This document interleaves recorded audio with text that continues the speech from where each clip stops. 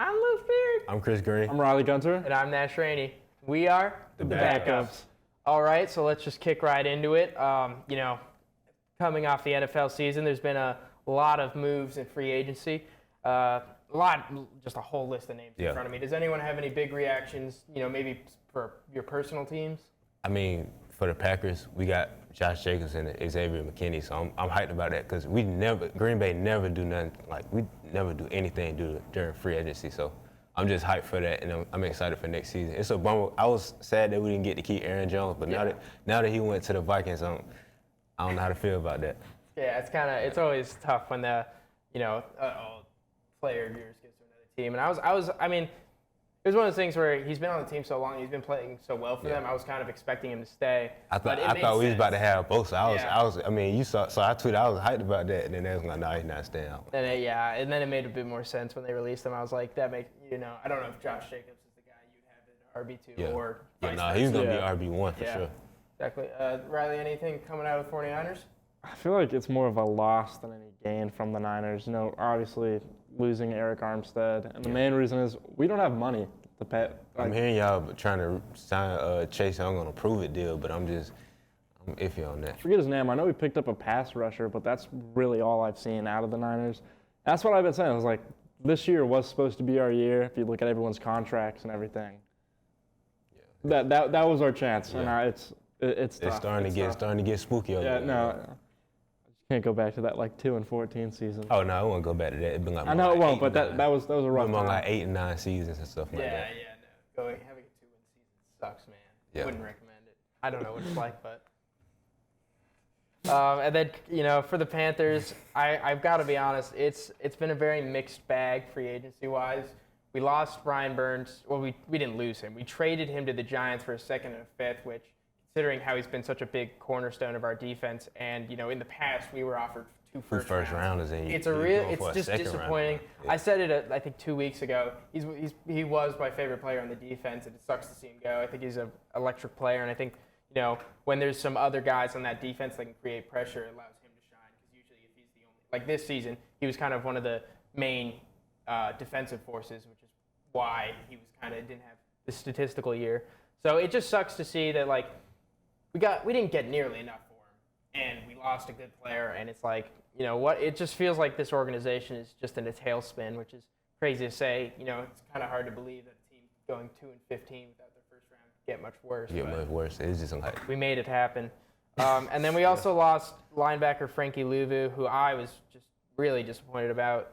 He's expected to sign with the Commanders, and he's a solid, good linebacker, and it's just Frankie Louvu, I think he was one of the bright spots of this defense. And to lose him as well, especially, I saw on Twitter, we wanted to keep him, but we couldn't, get the deal together. And it's just we're losing so much. It sucks. And, while it sounds all bad, there are some bright spots here. Yeah, you got some offensive linemen. So we got Robert Hunt from the Packers and Damian Lewis from the Seahawks. And I think that's probably one of our biggest concerns. I got somebody from the Dolphins, too, if I'm not mistaken.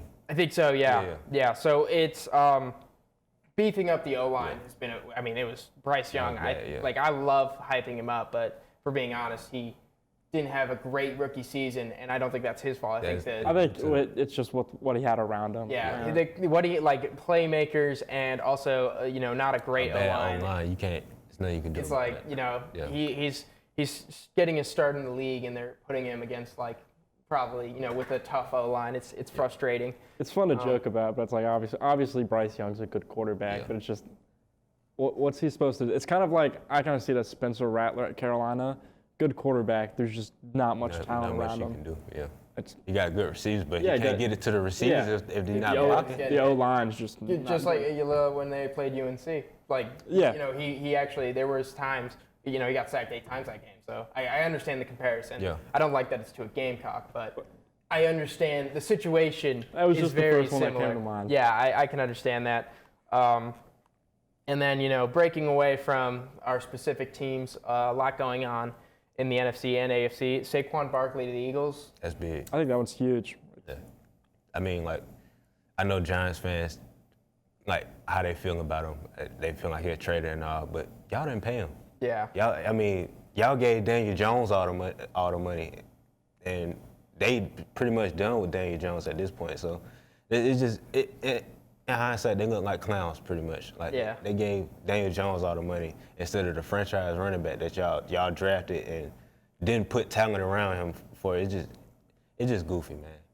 I just don't get you can't be mad at your team. Yeah. Team's not gonna pay him. Yeah. No. It's an understandable. I mean, I was a little surprised to see it be the Eagles. I thought he was going to the Texans, but a team fit wise, and I thought the Texans would have been a good option. But it's also like you said, like you gave so much money last year to Daniel Jones, and now they're looking to draft Drake May, or they're looking for a quarterback, which is crazy to think about. Like, how do you give a guy a 4-year deal for $160 million, and then a year later you're like, we don't want him no more. I'm really glad seeing that the Giants are trying to move away from Daniel Jones, because when he came into the NFL, I did not think he was. I didn't think he was a pro. Either. He just didn't strike me as a pro quarterback. Like his rookie season, I'm like, maybe he can be good. Then his second season, that's like, oh nah, yeah. I think my favorite thing that he's done was when he sprinted and then tripped. Yeah. That's and that little insanity run he had last season. That was kind of. That was kind of the thing, that Giants team went 9-8, and I think that season. And won a playoff game too. They were like, they thought he was the answer, and then turn around, here they are, top 5 in the draft. Tony Pollard to the Titans. I mean, I feel like that's just kind of like I think he's a good running back, maybe not like fantastic. Yeah. It's just kind of like makes sense. I feel like in that situation he might be the running back too, because I feel like Tajay Spears is a little bit. Yeah, I can see that too. I feel like I was, a few years ago, I was really high on Tony Pollard because the Cowboys were doing that.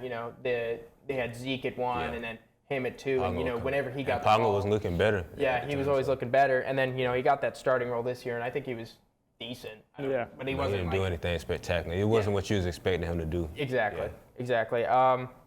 Derrick Henry to the Ravens. That's big. That is crazy. I was expecting the Cowboys. I remember thinking like.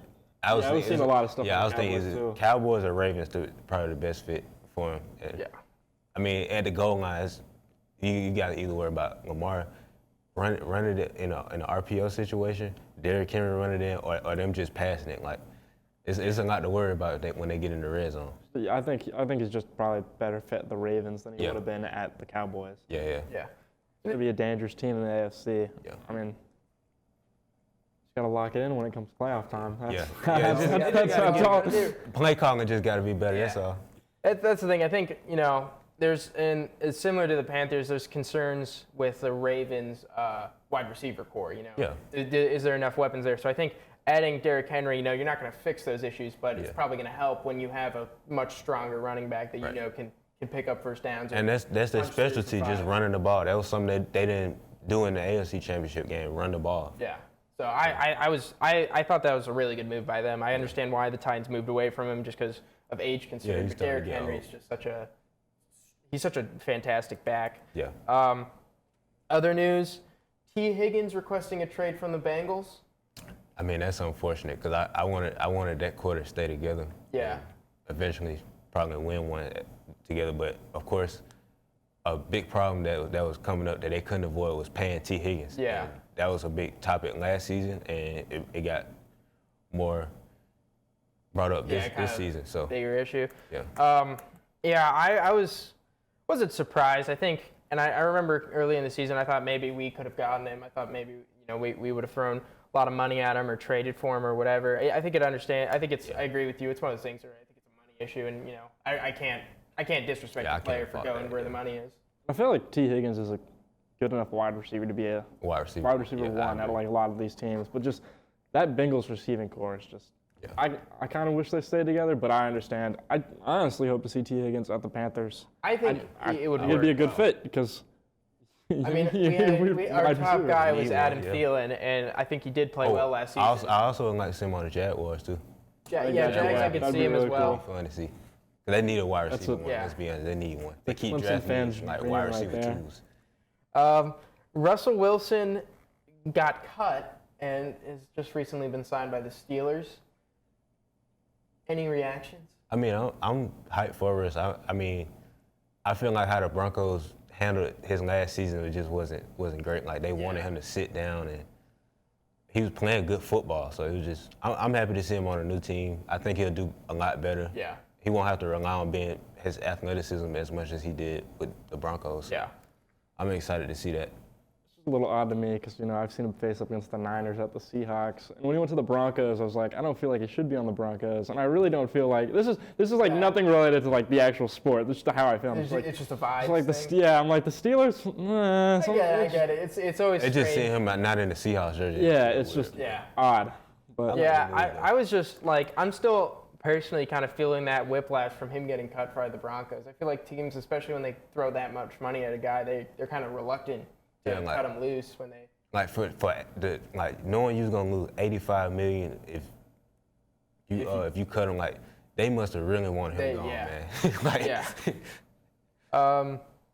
Joe Mixon to the Texans. That was pretty big too, because I remember the Bengals were about to release him, and I was kind of surprised about that. So I'm like, Joe Mixon had a good year, so why are they releasing him? But to see he got traded to a team like the Texans, I'm excited to see that. I'm just excited for that Texans team because a lot of people don't think they'll be back this upcoming season, but they getting better in the offseason. So I think they'll be. I mean, if they can keep doing what they've been doing, I think they'll be pretty strong. I could see them as like kind of maybe repeating what they did last year or slightly improving. Probably even better. And then Bradley, as we've all been talking about it. Speaking of the Jaguars, Mac Jones to Jaguars. I mean, it's crazy to think that some people were calling him the best QB in his class.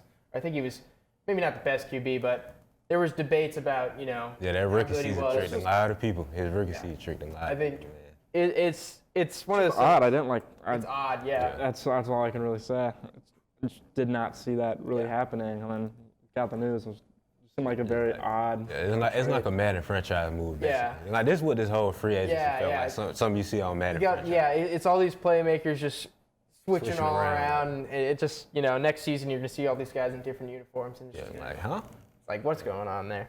And then big one, the Falcons signed Kirk Cousins to a 4-year deal. I mean, as a strong Panthers fan, I was shocked, and I think Kirk is a good quarterback, but I don't know if he's getting kind of old. He's coming off an injury. He's coming off an ACL injury, so it's a lot of questions. But it's a lot of question marks. With him, I feel like because he's not really a dual threat quarterback, so I think he'll be fine. And they say he's moving pretty well, so it's just interesting to me that they signed him for 4 years and $180 million. He's 35. I mean, I think it's an interesting trade. I mean, I can possibly see it working out. Yeah. I don't want to speak too much on the Falcons because that's Luke's team and all, but I think it could work out. They have a lot of offensive weapons. Yeah. So. But we also got to remember, like, as good as Kirk Cousins is, it's Kirk Cousins, man. Yeah. So he's never going to be too good. It's also like. But I like the team that it's an upgrade from watching Heineken and Desmond Ritter. It's an upgrade. So. Yeah, and they got rid of Arthur Smith, which I was disappointed to see because he kind of helped us win some games. Win a game. I'm worried that this Falcons team might be better because, one of our 2 wins last year was the Falcons. And I don't know if I would say that this Panthers team coming into the season could beat this Texans team or Falcons team going in. Hey, man, anything can happen. Any given Sunday, man. And, any given Sunday. And, Bryce Young is the next Patrick Mahomes. All righty. Let's tone that one down a little bit. All right. So switching into the other world of football, the Premier League. Luke isn't here, so I'll just go ahead for him. Arsenal defeated Brentford 2-1. Not too impressive. I feel like this Arsenal team isn't super good. It should have been more. I will say they did have in their somewhat backup goalkeeper, that being Ramsdale, and I believe that was his last game for the club ever. Kind of moved a different direction, but Arsenal should have won by more. Brentford is not a good team whatsoever. I think at the end of the day, it's you win. You bring up every win not gonna be pretty. So it's 3 points is 3 points. 3 points, especially for a team in that top spot battle. Speaking of team not in the top slot battle, Riley, you want to take this one? In Brighton's game, it was motor on the dance floor, and Nottingham Forest did not kill the groove. We got our great center mid back, Jacob Motor. It was technically an own goal on Nottingham Forest, but he really I guess, instigated the goal for it to go in. It was, no, seriously, it was a pretty boring game. I'm not gonna lie. It was a pain to watch. I mean, the last time we played Nottingham Forest, it kept me interested the whole way through. But it was just, I'm glad we got the win. It was needed. This wasn't really the Brighton style of play that I'm used to seeing. It was more like back to the fundamentals, and I think it was something we needed after we've been in like poor form recently. But hope this is the uphill of. Yeah. We'll see. Yeah. I mean, it's somewhat close now with Brighton, and I don't think it's likely that they charge up, or it'd be very hard for them to charge up into a Europa League, that 5th spot. But they're 1 point behind West Ham. They're 5 behind Man U. Do you think this team has the kind of momentum, or as a fan of the sport rather than a fan of Brighton, do you think this is a team that could possibly break into that and maintain a 7th or 6th spot? I think so, because that's exactly what happened last season. Mm-hmm. I will say I wasn't really too much into Premier League last season, but I've gotten really into it, and they had a great end of the season streak. And I believe that 7th spot's going to open up for the Europa League if it's Liverpool or if anyone in the Champions League wins the FA Cup this year, they'll add an extra Europa League spot. So. I think we can. I'm saying this now, bias as a fan. We need to sustain that Europa spot. I think we can. We're in the same boat as Newcastle. Newcastle has a ton of injuries. We have a ton of injuries, and it just sucks. That's all I can say. But I will say that 6 through 11 is going to be a really close race. Yeah. Probably more through 7 through 11 because Man U's kind of taken off with it. But I think it's going to be interesting how the season turns out at the end. And for a team not in any European competition, West Ham and Burnley played, and Burnley had a disappointing 2-2 draw. I know it's almost surprising to say that a draw against West Ham is a good West Ham. It's a good West Ham team, and we've been struggling for points all year. But sad. West Ham scored in the 91st minute. 91st minute equalizer, and it's just I'm not gonna. I don't. Like 99% over. I think I'm just saying I don't foresee a circumstance where we get everything together and start winning games. I'd love to see it. I think this team can do it, but what I've seen in this season so far doesn't inspire that kind of confidence. So it's just one of those things where it's we drew 2-2 to a good team, but it just feels like a loss. Yeah, I was looking at the score. I'm like, oh, they about to win a game, and then Ryan texted the group chat and nah, they were so close. It's really tough because Burnley's light at the end of the tunnel was Fofana had an absolute screamer of a goal against West Ham, and sad thing is I found out he is not on the team. He's just a loan from Chelsea, which it's good for him because now it looks good going back to Chelsea. But yeah, it's always kind of bittersweet. I wanted Burnley to win because we're kind of in a race with West Ham for certain Europe spots, but It's tough, and that's another thing. It's always tough when it's a kind of bittersweet when a lone player is good on your team because you're this guy's good. I like seeing him play for us, but in the back of your mind, he's pretty much gone next season. Exactly. Don't get too comfortable. Yeah, but it's a point for Burnley, and I think that's That's the best thing. Yeah, it's a disappointing point, but a disappointing point is better than no points. I'm glad that we were competitive, and I'm glad that we almost had a win. It could have been worse. And then Liverpool and Man City drawing at 1. Chris, as the resident Liverpool expert, I'll let you take this one away. So I'll just begin. It was nerve-wracking for me especially because I just woke up nervous watching the game. Then they scored the goal, and I'm like, it's hard. It's a lot of football to be played. Then we got the penalty kick, tied it, so I'm like, okay, we got the momentum. We can score another goal. Luis Diaz had 2 chances to score, and it looked like an easy chip. Yeah, I was disappointed with that, and I know people debated with the whole Doku and McAllister thing if it was a foul, but even then we still had chances to win the game, and we didn't take it away. And that is the big controversy of the game. Because this pretty much was a title game in some form, even though it's going to come down to whoever wins the most going forward. It was a fun game to watch, not being too heavily invested, not having a team compete for a Champions League spot. I think Liverpool, I will say, did look better than Man City for a little bit of it. And I feel like it keeps on Man City. feel like they're not as good as they were last season. I feel like they're a weaker team. I think they have that like mindset that they are the best, and that's hurting them. And then also Holland can't play good in big games. Yeah, I'm starting to become a believer of that, but I give him a couple more games before I just come to the conclusion. And then finally, looking to Europe, the bigger cups. We recently, Arsenal today actually managed to not only win, but win on pens to advance in the Champions League. And shifting to the Europa League, I mean, you both have teams in the Europa League. Maybe Riley, you go first so we can end on a positive note. That was a tough one. Biggest game in the club's history, and we lost 4-0. And in soccer terms, we just get absolutely destroyed. That was the equivalent of Clemson beating Carolina 56-7. But it's sad. There's some players that put on a good performance. Others, why were you on the field at all? You shouldn't be there. You ran around like an idiot.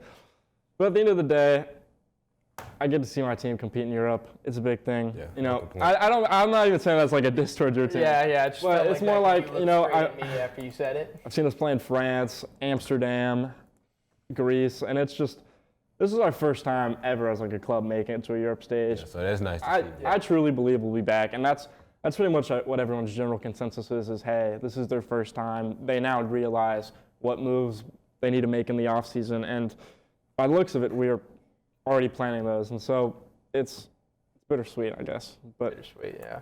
Play again on Thursday, 5-0 incoming, Brighton move on. And then shifting to Liverpool in the Europa League. I mean, exact opposite of what I'm going through. Yeah, exact opposite. I mean, not much to say. Great performance. Great performance by Darwin Nunez. Whenever he's in the white kit, it's something. Yeah. I mean, I wish he would have did that Sunday, but it was still a nice performance, and I look forward to another win this Thursday. So. Y'all are. It was a 5-1 win. Yeah, 5-1. Yeah. So I mean, a four goal deficit. Yeah. Funny, yeah. I think the other big thing that came out of the Europa League was Bayer Leverkusen hasn't lost a game in 44 games in any competition, and they were down 2-0 for most of it. And they eventually came back and tied, but that was a great game. They look vulnerable, and I believe they're the best team in the world right now, even though they won't compete for a Champions League, obviously. But next year, though. I think it's interesting. Yeah. And this is a team from completely remember the country's name. It's like Azerbaijan. Thank you. Yeah. Never heard of the team. I looked at it, I was like, oh, that's just interesting. Yeah. I think they were. You said 44 games. 44. Yeah, I think it was a combination of Chris. I remember you were on Twitter saying they're cooked. I think it was. Yeah, I was saying the watch being tested right there. Yeah. I think they. I saw Chris's tweet at halftime. Yeah, they put the tweet in the locker room on the locker room TV, and they locked in. I mean, just impressive. I think, especially in competitions like these, where it's, getting one goal is just a monumental effort. To be down 2 and still kind of, collect yourself and drive back and score is great. It's impressive. It was an impressive performance from an impressive team. I think even leading 2-0 at halftime, you're playing against a team that's destroyed Bayern Munich, and Bayern is a great team, but it was cool to see. Yeah. I mean, I'm assuming that Leverkusen's going to win moving forward. Yeah, probably. Yeah, they're just them, but no. I guess we'll see. Right, switching to the realest of sports. WWE is continuing the road to WrestleMania. There's been a lot of action on both Raw and Monday Night Raw and Friday Night SmackDown. I do know what I'm talking about, I swear. So, I mean, does anyone want to go with anything first, or you want to just general bullet points? I mean, we'll get to the elephant in the room. The tag team match, Rock and Roman versus Cody and Seth. I mean, what y'all think about that? I'm curious who's going to take the pin. I want Cody to win night 2. I just have a feeling in my gut that they aren't going to win this tag team. Nah, I kind of want the Rock and Roman to win that tag team just to see all the crazy stuff that's going to go on. Is Seth night 1 as well? I think is he night 2 defending? Yeah, he'll be defending night 2. Yeah. Night 2. I mean, my reaction is just like, I understand why they're doing it, but like, I don't know if I'm just kind of biased or whatever. I just would much rather just see Cody and Roman go up night 2. Like, having him lose night one just to kind of build, like, I don't know. It just, for me, it's like, I don't know if you really do have to build up Cody Rhodes versus Roman. Yeah, you don't really have to. Like, you that don't just bring more edge to it, I guess. Yeah, like he spent the last, he lost last year and people wanted him to win. He spent the last year, going over all these hurdles to get himself back in the same spot. And then they're like, okay, right before you're at the finish line, we're gonna add one more that, everyone knows they're gonna lose. So it's like, just, I understand why they're doing it, but I'm just, the decision too is kind of. I think it's going to be interesting too if, let's just say hypothetically, Cody loses on night 2. I'm curious what fans' reactions are going to be. Oh, I just won't be watching. Yeah. I feel like that's what I've mostly seen. It's like, I just won't be watching. Well, it's just, he was insanely popular going into last year. He lost.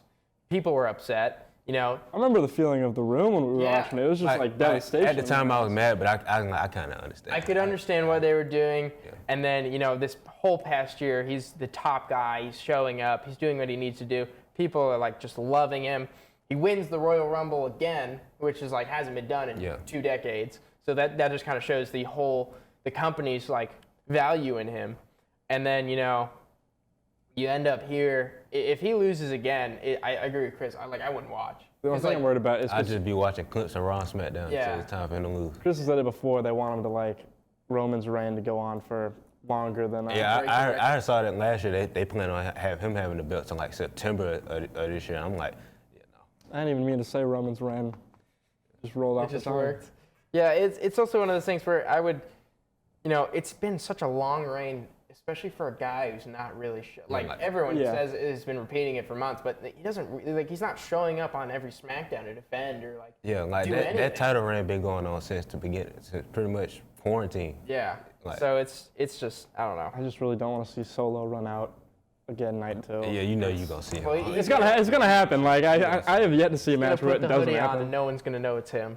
For real this time. Like, we know you only gotta put it. How do we let this guy with a hoodie on keep getting to the ring? And then last night, Sami Zayn underwent a gauntlet on Raw, won to face Gunther at WrestleMania for the Intercontinental title. I mean, my reaction was I really like Sami. Yeah. And I thought it was cool to see him win.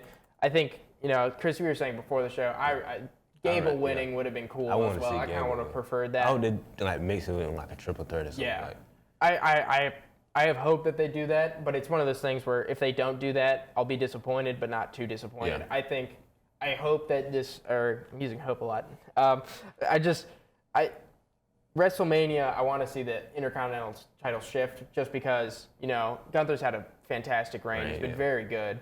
And I think it's just time for someone new. It's time for Gunner to go like the bigger heights. Yeah. I just want to see Gable because you had that whole, I guess, kind of like series of him. Against Gunther. I feel like they're just kind of throwing in Sami Zayn to get him into a match at WrestleMania because I know he's lost. He lost like most of his matches leading up to last. Yeah, he was on a bit of a losing streak. Yeah, and they had to just get him off of it, I guess. I mean, I like Sami Zayn, but I feel like I'd much rather see Gable in his position. Yeah. It's just and Chris, you said about higher heights, and I'm just thinking like, I've only been a fan we've only been fans for the past year, so I haven't even really considered it until now. But seeing Gunther in a main event, you know what I mean?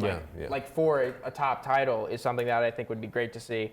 And I'm excited to see because I've seen his Intercontinental title run has shown that this is a guy who can be a top guy.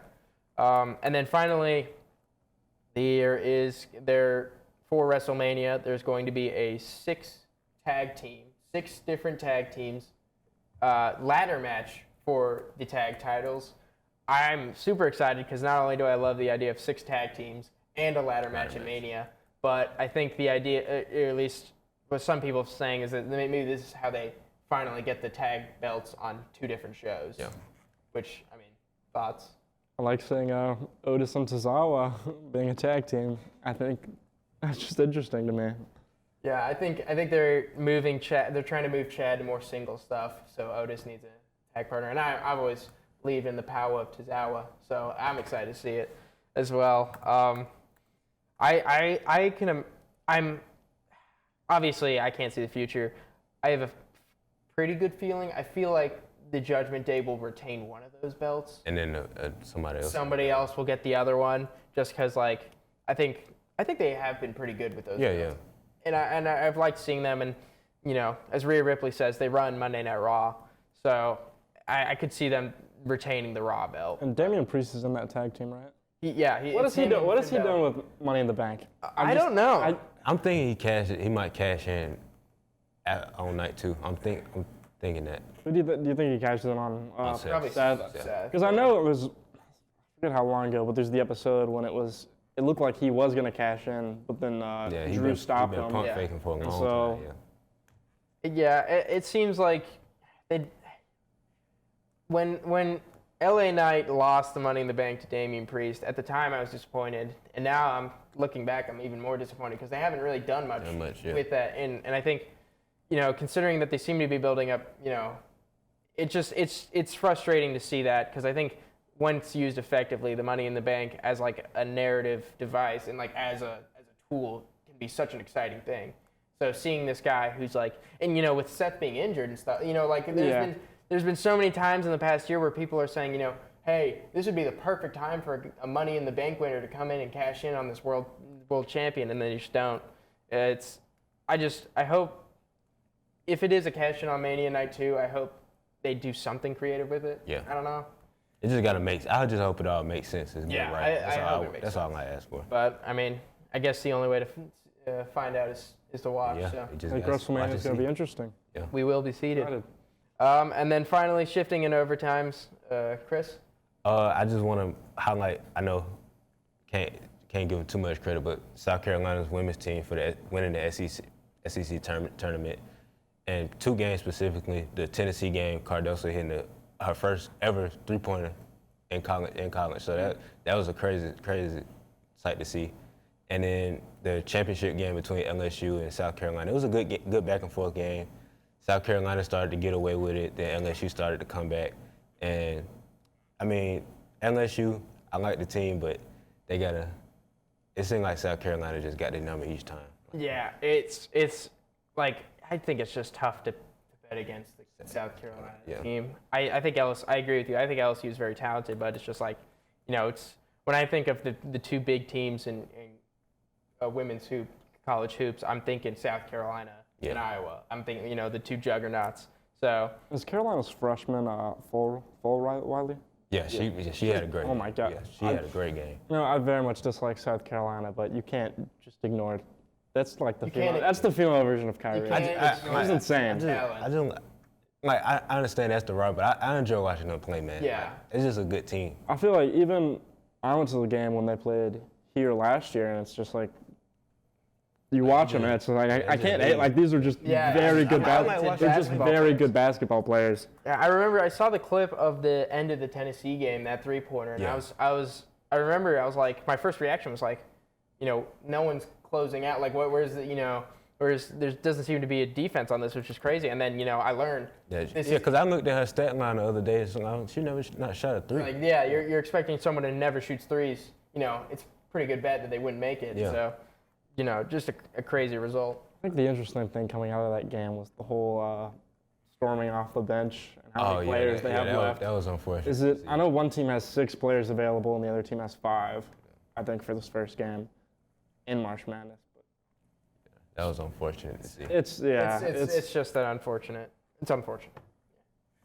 But Riley?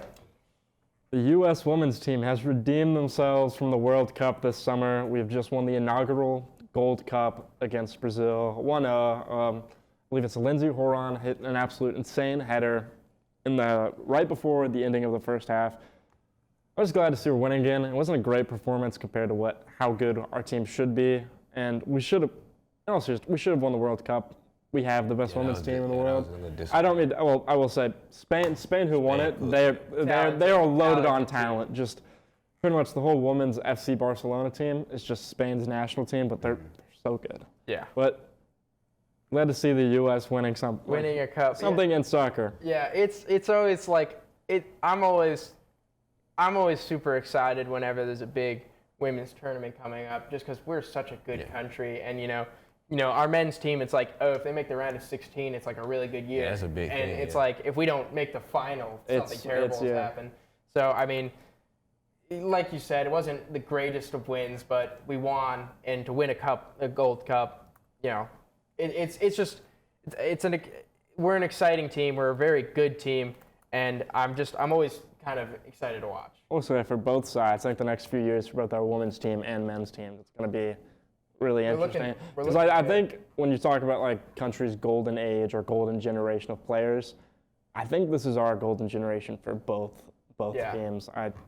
It's just exciting because not really used to America being good at soccer. Especially, and especially when you consider some other countries, their golden generation don't win at all in the biggest stage, and we've had a generation that's won like so much. It's like on both sides of it, you usually just see the American players playing in America. It's the women's team. We have players all over playing in France and just all over Europe, and even the men's. We have men's players on teams in the Champions League right now, which is really not used to that happening whatsoever at all. So it's just very interesting time to be into United States soccer.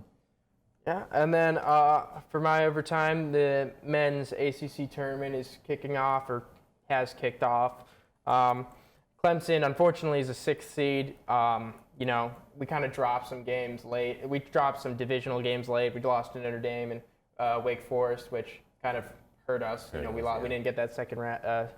We didn't get a second bye. But we're a 6th seed. I think we're better than a 6th seed. We're going to be playing the winner of the Boston College-Miami game on Wednesday. I think that's a game we can win. And I think there's a lot less stress surrounding this game because last year it was like there was a lot of emphasis on the ACC tournament because that would have the narrative was that could make or break our chances of making the tournament. But this year it's different. We're a lock for the tournament. So if we don't win the ACC tournament, or we don't win the first game, I'll be obviously disappointed. Okay. But I know that there's bigger things on the horizon. So it's not going to be it's not the end of the world, but I want to see us at least make it through 2 rounds. I feel like we should. What are your thoughts on what the final's going to be? I feel like Wake Forest might be a little bit of a dark horse, but I feel like it's going to be another. I think it's going to be Duke and UNC. Yeah, I can see that. Unless they end up playing, I don't think they will before final. But I feel like the thing is with Duke and UNC, they don't always look the best in the ACC tournament. Like so far this year, UNC's just beat Duke twice. Yeah, they beat Duke twice. So I mean, I'm excited. We're entering the peak of how college basketball gets at this time of year. So Brad Brownell's saving his job, and our recruitment for our class for basketball coming in next year. I like it. Yeah. I think it's interesting. It's a good time for It's interesting watching Clemson basketball for so long that we're finally like a lock in a tournament for once. And I know we have in the past, but it's like, and now we have our best recruiting class in history. I'm just like, really odd to see us being not a basketball school, but like getting basketball recruits. Getting better at it. Yeah. All right. I think that's it for us. So thank you for watching, and should be seeing y'all in 2 weeks.